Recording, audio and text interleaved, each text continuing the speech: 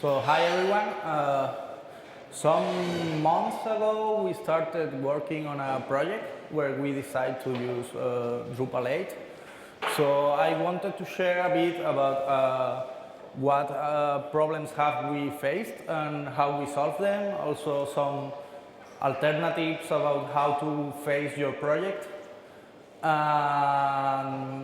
Which as there is some risk of using Drupal 8, what we did for trying to reduce that risk. My name is Christian. I work for Cocomore, and for since 4 years ago, I started contributing to the D8MI initiative, the multilingual initiative, and also contributed to other parts of Drupal 8. And of course, that's a good thing. If you are planning to start a Drupal 8 project, it's good that you already know something about it, that you try to contribute to it, and it helps.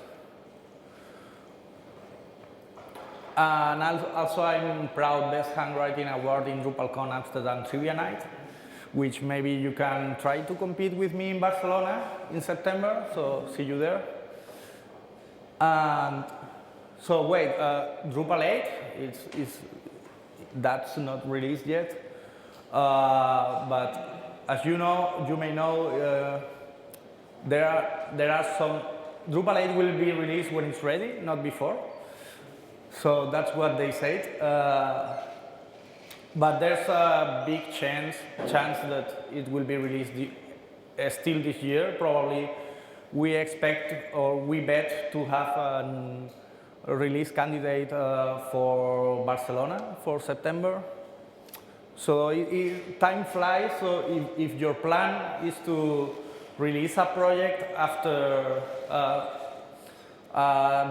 at the beginning of next year or at the end of this year, maybe you want to check if it's doable with Drupal 8 and maybe try to do it. And if you want to have a site, to develop a site that will stay for 5 years from now, your best bet should be using Drupal 8. So first thing when you are starting a Drupal 8 project is, of course, downloading Drupal. And there are different strategies for that.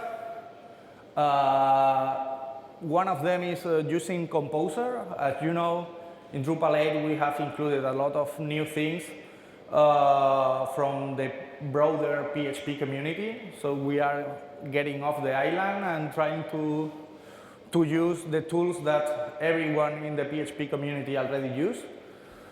So one of the options is using Composer. This way you can have a Composer JSON file where you specify your dependencies. And you have this file in your repository, but you don't need to commit to your repository the modules that you are using, or even the Drupal core. You can just have this file which describes your project. Or you could have what we did. It's having a Drupal repository. It's a copy of the repository from Drupal.org. So we clone that and push to our own branch. And then we commit to that repository and often try to merge with upstream. These are two options that we have. So for using Composer, there are already templates that you can use.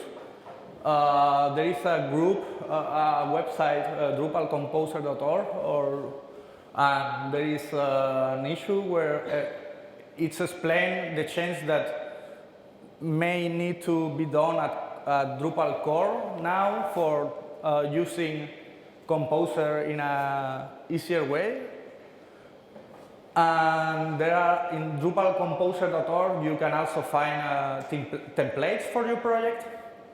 So you can even run a Composer command and it will create this composer JSON and the structure of your folders that you may want to reuse. And the other alternative is having a clone of the 8.0.x branch. You check out these to a dev branch, or how you want to call it, and make your commits in top of Drupal 8, and then merge with the remote branch from Drupal.org.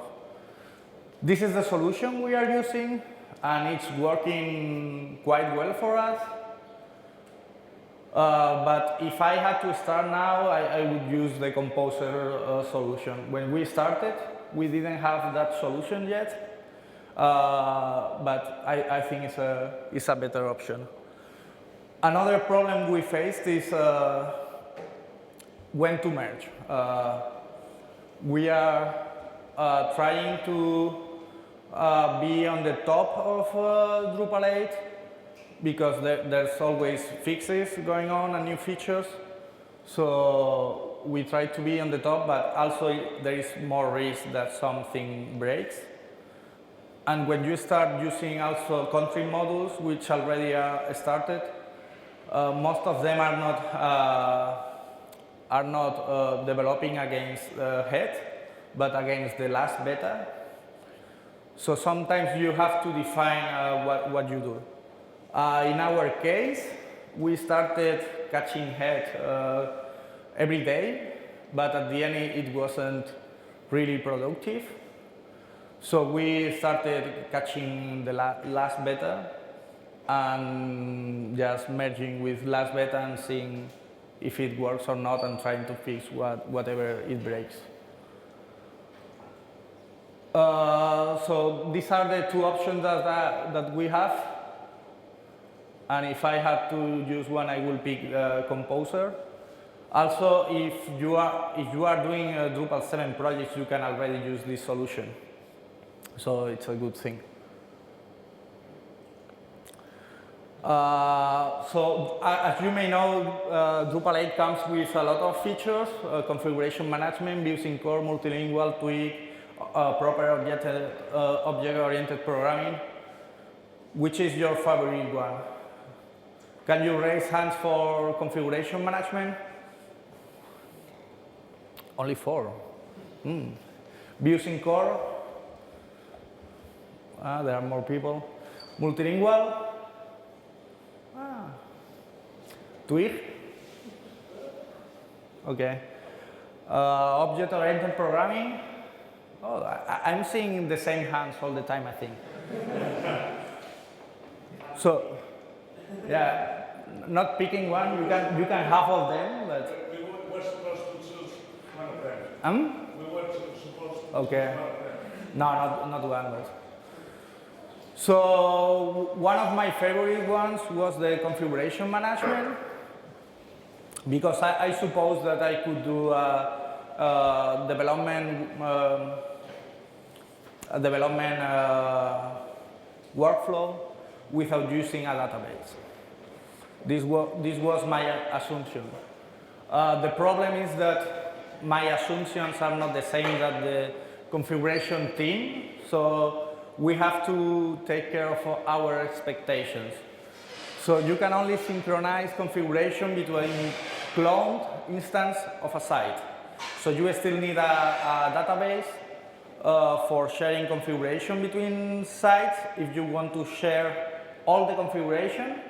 If you are sharing parts of it, it could work, but it's not as easy as just importing it and it will work.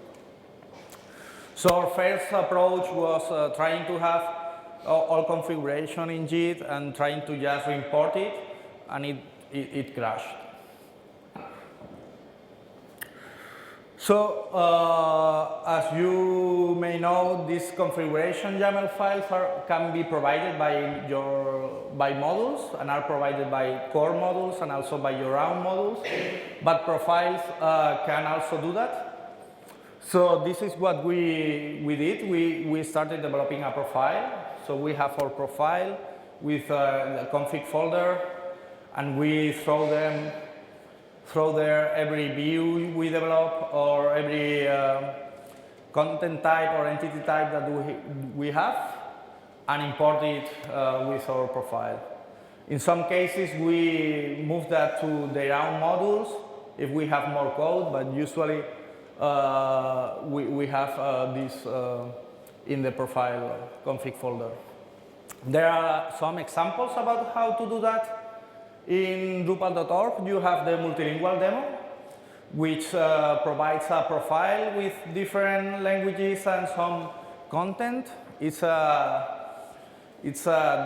travel site demo, so you can see different packages for travels, and you can see the content in different languages, and you can see how these kind of profiles are done using this.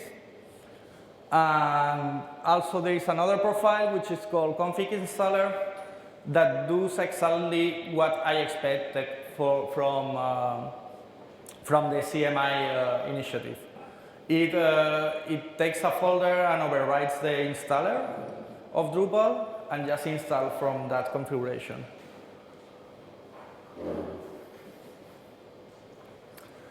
So about contrib, probably you need contrib modules.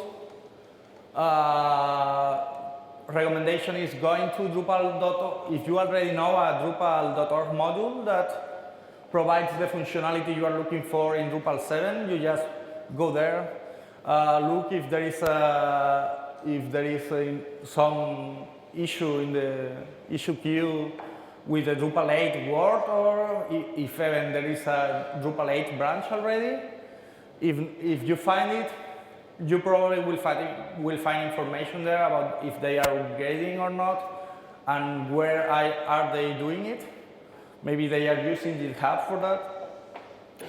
And if you don't find it, probably you should try to open it. But you should also keep in mind that there's a big change between Drupal 7 and Drupal 8. So in some cases, when you needed a contributing module for Drupal 7 and now in Drupal 8 it's in core, or you can, thinking out of the box, think for providing the same solution with a different approach. So sometimes finding that a module is not upgraded in contrib doesn't mean that you cannot do that. So if you want to know the status of contrib modules, there are some sites that can be really helpful. BlueSpark has a page with the top 100 contributed modules and what is the status for Drupal 8. Like if views, it's already in core. So if you are looking for a Drupal 7 module and what's happening in Drupal 8, you can look there. There's another site by MD Systems which shows the status of the test on those modules that have Drupal 8 branches. So you can check if development is active or not, if there are automatic tests or not, and if they are working or not. So sometimes it's helpful for making decisions. And there's a new site which is da2grade.org, where you can submit the modules that you are using in your Drupal 7 site and check if they are available for Drupal 8 or not. But as I said, probably the approach is different in Drupal 8 and Drupal 7. You should use these tools, but you should evaluate yourself if you want to wait for contrib, or you can work around it for developing your features. If you need a feature and you don't find nothing, you should always try to contribute that and think in general solutions that people can reuse. This is an advice that you can use in every project anyway. And in our project, we use some contrib modules. Here is a list of some of them. We use the flag module, which is in a quite a good state. We use the geocoder module, which we had to submit some patches, but it worked quite well. Geofield module, it's working, but we had to patch the integration with views, but we can use it. There is the address field module, which provides a field for adding addresses. This is working, but this is an upgrade from the Drupal 7 module. It's a straight upgrade, but there are some initiatives for providing a different address field module, which works as a PHP library that is reused from Drupal. And I know the commerce guys people is behind that. We use Composer Manager because we have one of the things that is happening in Drupal 8 is that we are reusing libraries which are not developed for Drupal, but for anything in PHP. So as we didn't choose to use Composer, we need to handle in some way the dependencies these modules have. And we had to stick to a concrete revision of Composer Manager. This was a bit of a pain because Composer is how Drupal is using Composer is moving a lot, and we had to stick with an old solution that it's not supported anymore now. But for us, it's working yet. The POTX module, it's not really a module, but it's a module, but we use it as a library for extracting strings from our source code, so we can translate our sites. And we wanted to do this because we wanted to automatically import our translations. And there was an upgrade of Drush language scripts for importing translations from Drush, and this is something that we had to contribute to because it wasn't working at the time. But in any case, it wasn't really a lot of work.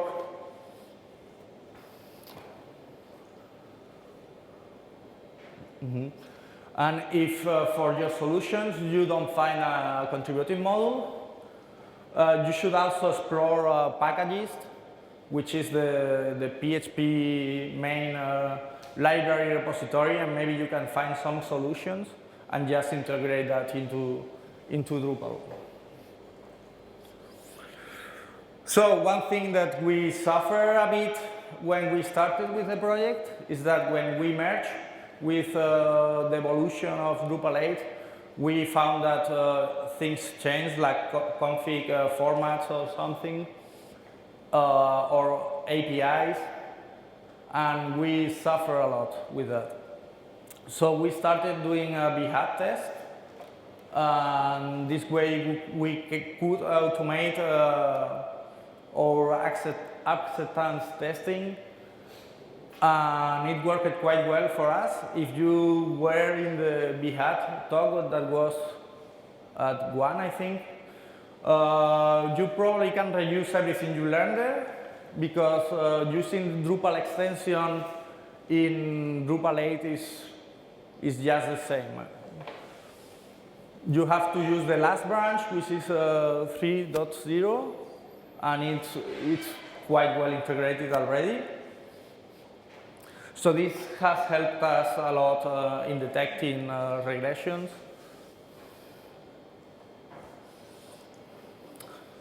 And of course, for some country modules, we were using just the dep release or a checkout from Git. So they are evolving all the time.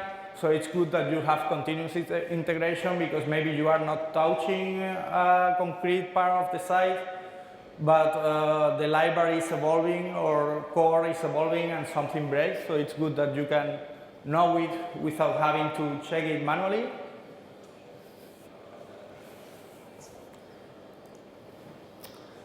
This is about how we face the project in terms of architectures and QA.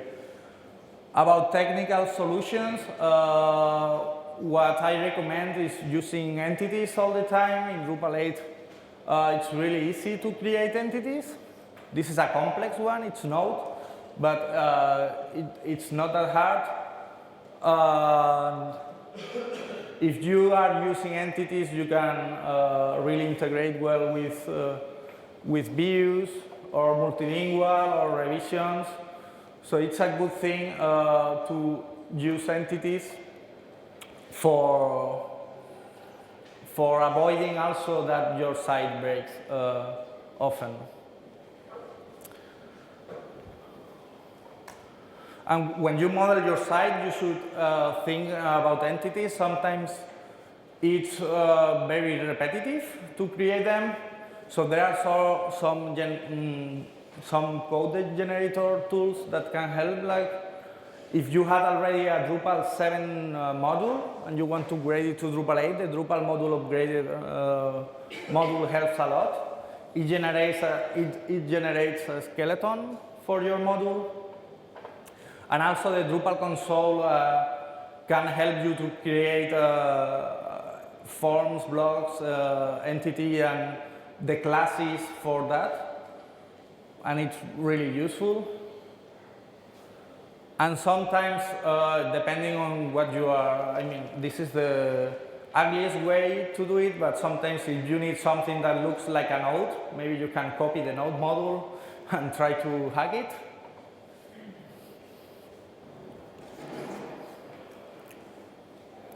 And if you are using entities, you can also take advantage of entity view displays and entity form views, entity form displays.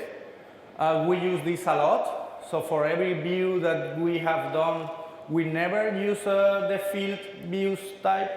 We always use the entity one. And we created different entity displays for each view that we wanted to show. This makes easier to break everything into components, and you can reuse them a lot. And for that, as we are not using field views, there's a problem in an entity. When you are rendering an entity, you cannot render a field twice. And in some designs, we had that. So what we use is trying to use computed fields. Computed fields is something that is really evolving into core now. This is an issue for that, that needs some work. Because right now we don't have computed fields as you may expect them. We hack around that and created code that probably we will need to throw away in the future or modify it. But for us, it's working for now. And we also use a lot of the form entity displays. If you want to have different forms for creating the same entity, you can create different form entity displays. And we use this in some multi-step forms. And what we did is we break our entity or the entity fields we had in different steps, and we created a different entity display form for each of these steps. And as you are taking the entity from the form state, it's really easy to create a multi-step form with Drupal 8.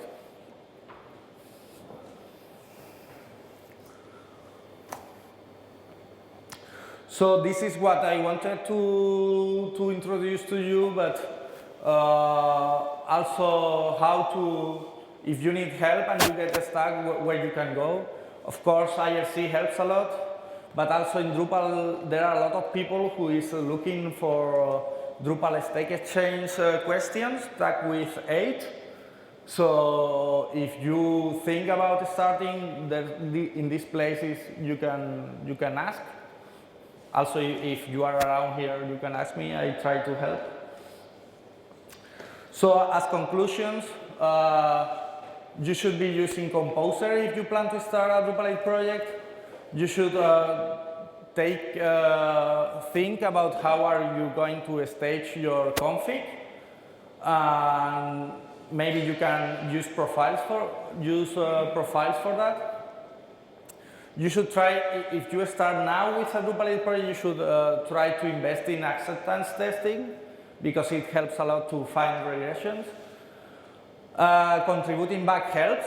Of course, you will learn a lot working with the community, but also it's easier to get answers if you are already known.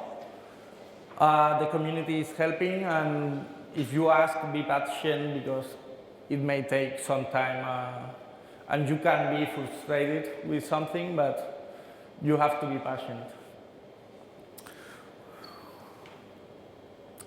So there's a lot of people who contributed to Drupal 8 and country modules, so I want to thank them for that, and also to the early adopters that are evolving it too.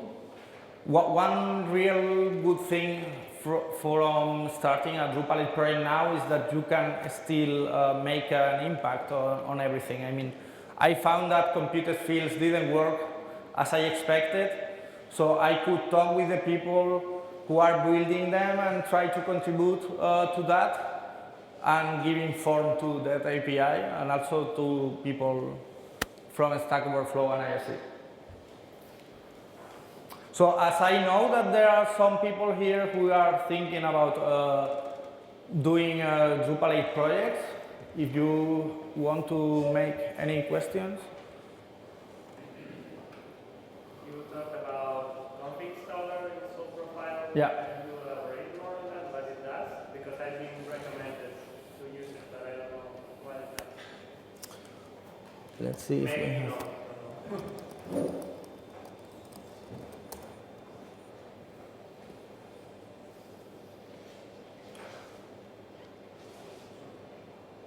I think we don't have connection. So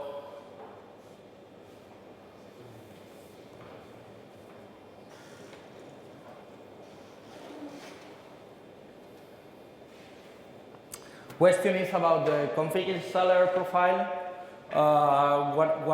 What is doing? What is? Ooh.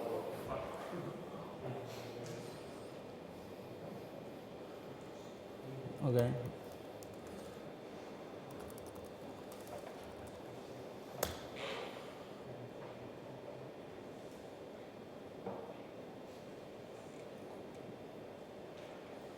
No, it's not.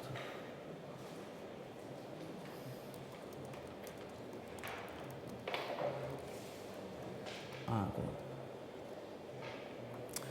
So this profile, what it does is it replaces completely the Drupal installer and just install from existing configuration. It takes, you give to this profile a folder, and it will install all the configuration from there and ignore your site ID and these kind of things that must be the same if you want to share configuration between different instances. Full export of the configuration. Right, it uses a full export. So it doesn't have default. No, it doesn't have defaults. What about the updates? Because this is going to work when you install. What about if you have that going to restore everything? What is that? This profile. Yeah, it over. Well, I'm not sure.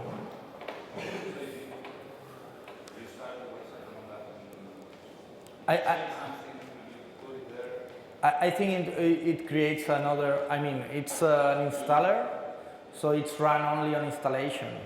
So it's installing from a new site.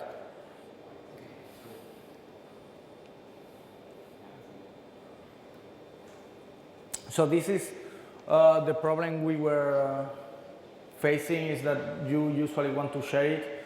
So as we couldn't, what we end doing is having a profile which also provides some default content for tests, so we don't have to create it all the time.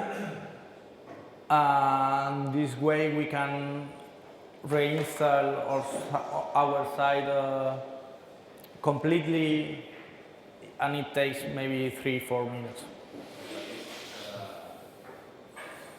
You can have a different database. Yeah.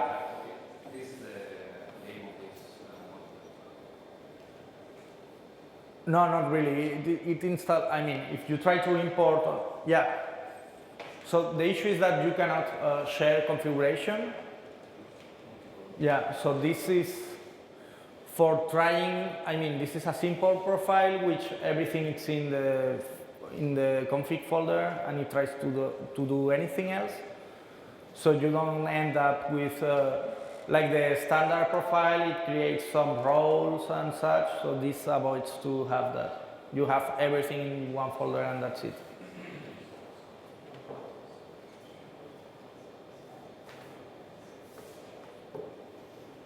Do you have any questions? Are you planning to start already with Drupal 8? Not? Want to share something? You said it will be done when it will be done. Yeah. I think we are quite anxious. Yeah, we all do. Yeah. We all do. So question is about when it will be done, right? Yeah. It's the magic question. And there's also a question about the current validity of the documentation that you can find in Drupal.org, because sometimes it is a bit outdated. It is about Drupal 8, but right now it is a bit outdated. So question is about the problem finding documentation with Drupal 8. Up to date. Up-to-date documentation, right? So yeah, there are some efforts on documenting Drupal 8, but there is not a big effort at the moment, as things may change. What worked quite well for us is looking at the change records. So every issue, when some issue is done, there's a change record which explains the different what was done, how that feature was used in the past in Drupal 7, and how is used it after this patch. And this worked a lot, but yeah, there's not a book or a full explanation of some subsystems. Yeah, but if you look at configuration management documentation of Drupal.org, and after reading that, you are unsure about what was and what doesn't work. Yeah. You always have to test yourself. Yeah. Yeah, the lack of documentation is a problem, but people is really sensitive about it. So if you ask something about Drupal 8, usually they are more willing to help you. So you have to try yourself sometimes, but you can also ask people, and they are willing to help. Also, about the config system, the problem I had is that I expected it to work without a database. That's not really the case. But aside of that, I didn't really face much problems. I saw in the presentation that there's two ways to work with config management in Drupal 8 Pro, and you have to choose the way you will work with it before starting Drupal 8. You have to make a config change in a service file, and if you install Drupal 8 with that change made, it works a way, and if you don't, it works another way. I'm not sure about that. Do you mean using file system instead of memory system for storing configuration? Using file system for overriding database configuration. be overriding the database configuration. So you can deploy the config name in Git, and it will take over the current function. It's a bit of features. But without executing a dash command or nothing? I didn't hear about it, but that's too risky for me, I guess. I haven't even tried it.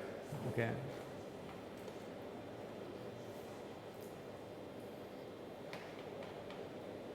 We have experience. We're trying to make Drupal.camp. Yeah.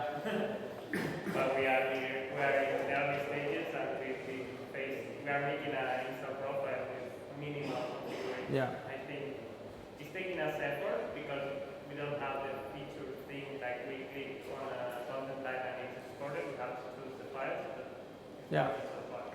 But we have been told by our expert that to use this.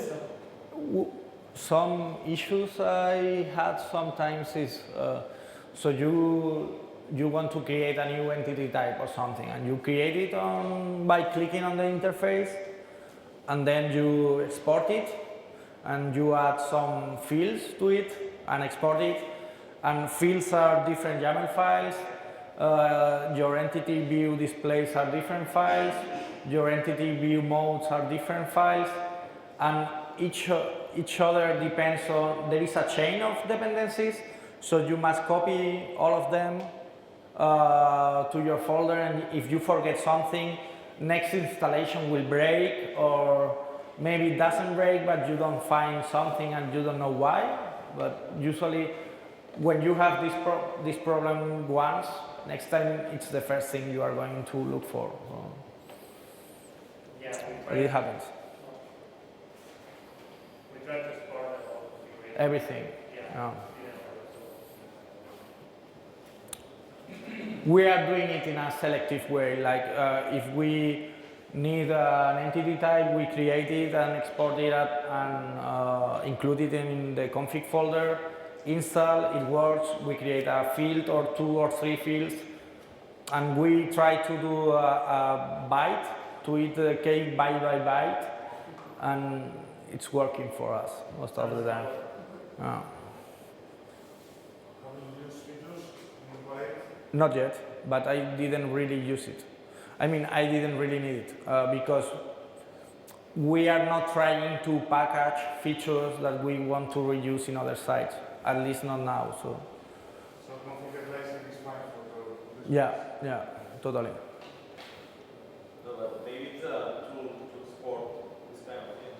Like for example, you want to export this content type, this entity, and then they mix the content type. They add the yeah. And maybe Yeah, probably something that features will do at some point. How do you choose the live deployment time if you're having most of the stuff in the start profile?